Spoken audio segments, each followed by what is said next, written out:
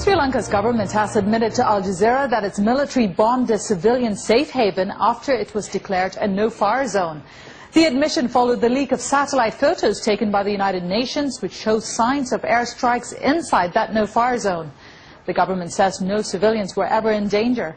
Well, Harry Fawcett has more.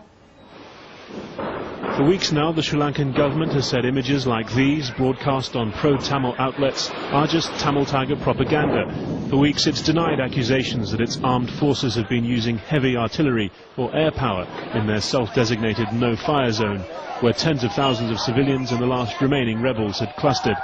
But now that appears to have changed as a result of these United Nations satellite images. UNOSAT says these pictures show craters which were formed inside the zone between the 15th of March and the 19th of April, the day before the army breached earthen defences and civilians started to pour out. A senior UNOSAT official says the accuracy involved would have required air power. Now, a senior foreign ministry official tells Al Jazeera that the government has indeed bombed its self-declared no-fire zone from the air, but that it was weeks ago and the targets were the rebels' heavy guns, well away from civilian areas. As long as the retaliation is proportionate, it is perfectly legitimate. And what we did exactly was located these guns and retaliated against those guns. But I would challenge anybody to say that these shell holes were created once the civilians moved into this area and it became occupied by the civilians. That's a very different line from the one that was being maintained at the time UNOSAT says the bombing craters were being made. The categorical position has always been that this is a no-fire zone that we have declared, and we will not fire to that no-fire zone. There is no shelling. We demarcated this safe zone for the safety of the civilians. There is no shelling taking place in that area. The Sri Lankan government says these images from pro-Tamil sources, reportedly showing a recent aerial bombardment, are spliced together and misleading. Nonetheless, these latest comments appear to confirm that the Sri Lankan military has, despite repeated denials, fired into an area where it says the Tamil Tigers have been using civilians as human shields.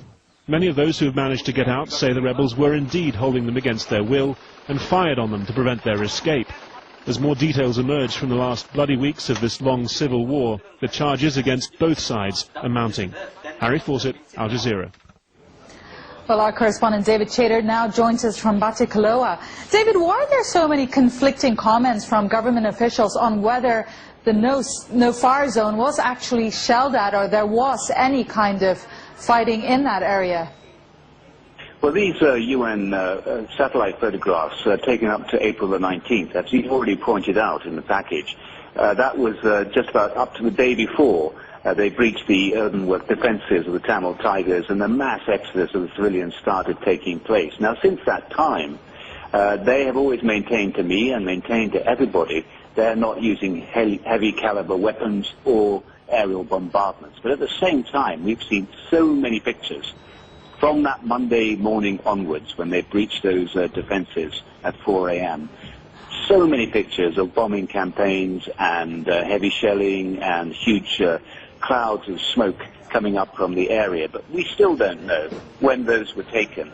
So the government has got a line it's defending there. They say that it hasn't happened when they breached those earthwork defences, but those they have admitted, they've taken a step back and said, yes, we did bomb the areas where we knew the Tamil civilians were being held as human shields, but we bombed targets that were legitimate targets of war and well away from any civilians.